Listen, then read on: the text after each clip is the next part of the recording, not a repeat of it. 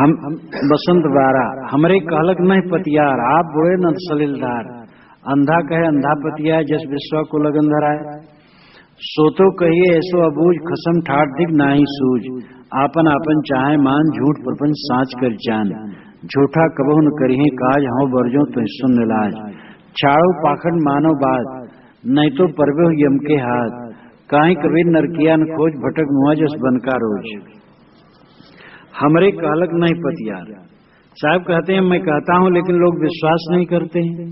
आप बुरे नर सलिलधार, स्वयं पानी की धारा में डूब रहे हैं, चेताने से चेतते नहीं हैं। अंधा कहे अंधा पतियाए। अंधा आदमी कहता है, अंधा आदमी विश्वास करता है। विवेकहीन लोग कहते हैं, विवेकहीन लोग विश्वास करते हैं।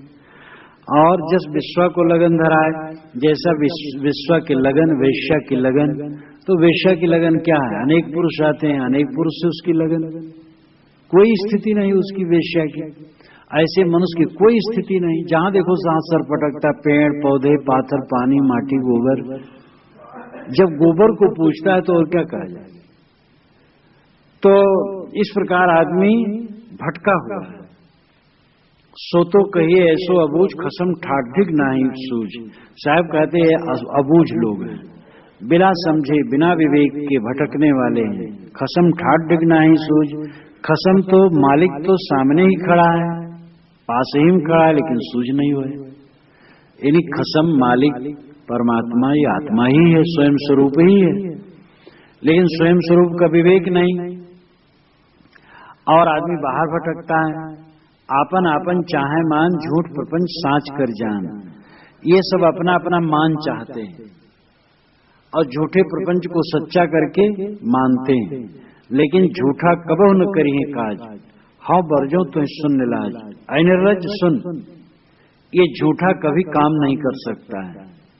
जो असत्य है, धोखा है, भ्रांति है, उससे कल्याण होने वाला नहीं है।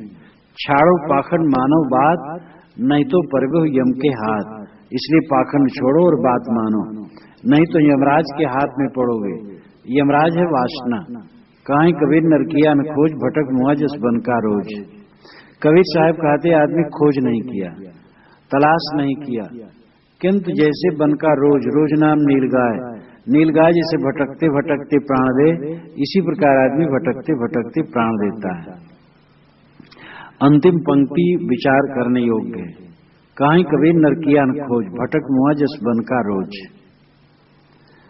पूरे पर साहब की फटकार है कि अंधविश्वास में पड़ करके लोग डूबते हैं, स्वरूप ज्ञान से विमुख हैं। पानी पत्थर में पड़े, अंधविश्वासों में पड़े, अनेक कल्पनाओं में पड़े, अपने आप को खो रहे हैं। जैसे बन का रोज, बन की नीलगाय भटकती रहती है, ऐसे इंसान अपने मन को भटकाता रहता है। नर किया न खोज, खोज नहीं करता। खोज जहां होगी वहां भटकना बंद हो जाएगा। खोज का मतलब है सत्य का अनुसंधान, की सत्य क्या है। अगर सत्य समझा जाए तो सत्य खोजने वाला ही सत्य है। जो सत्य चाहता है उससे कहीं अलग सत्य नहीं है। और अपने आप को खो करके कहीं कोई सत्य मिल नहीं सकता है। इसलिए अपने आप को पाओ, अपने आप को समझो। जो अपने आपा को नहीं समझता है, जो अपने आपा को खो देता है, वो फिर क्या पाएगा। लोग कहते महाराज भगवान कैसे मिलेगा। उससे पूछा जाता तुम कौन हो, तो कहे मैं तो कुछ नहीं हूं। अब तुम कुछ नहीं हो तो भगवान की जरूरत किसको है। पहले तुम कुछ हो तब भगवान कुछ है।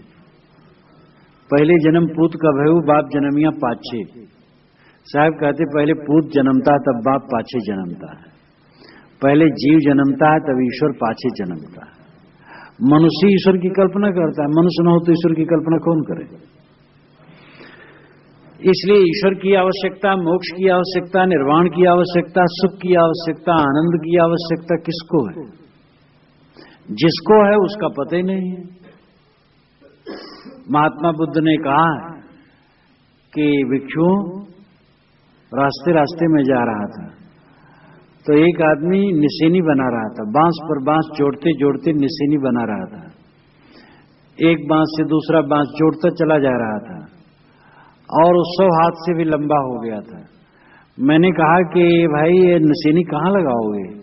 कि ये तो नहीं जानता हूं कि कहाँ लगाऊंगा, लेकिन बना रहा हूं। तो ऐसे लोग खोज रहे हैं, बाहर खोज रहे हैं, भगवान को खोज रहे हैं, मोक्ष को खोज रहे हैं। कहां खोज रहे हैं? अरे ठहरो, जो भगवान को खोजता वही भगवान है, जो राम को खोजता वही राम है। इसलिए बाहर मत भटको और अपने आप में नेरिन खोजे बतावे दूर, 24 बागुल रहलपुर। नेरे नहीं खोजते, दूर बताते हैं। नेरे खोजो अपने आप में। तो आदमी खोजता नहीं है, यानी अनुसंधान नहीं करता है सत्य का।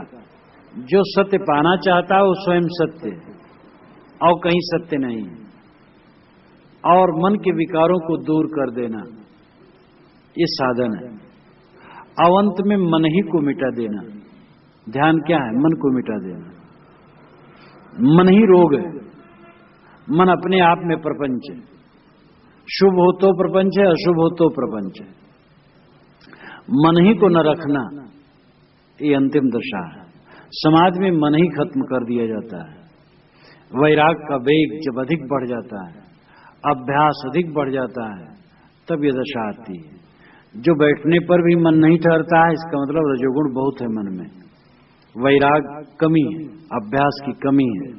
अभ्यास वैराग जब पूर्ण हो जाता है तब मन ठहर जाता है। ये मन को ही मिटा देना चाहिए, मन ही न रहे। और जब साधक परिपक्व साधक होता है तो ध्यान में नहीं, ऐसे भी बैठा रहे तो भी मन शांत, समेट लिया। चलो कहां जाओगे मन, चुपचाप बैठ लो, बस मन बैठ गया, कुछ हरकत नहीं करता। ये मन ही प्रपंच है। मन को खत्म कर दो, बस बेड़ा पार।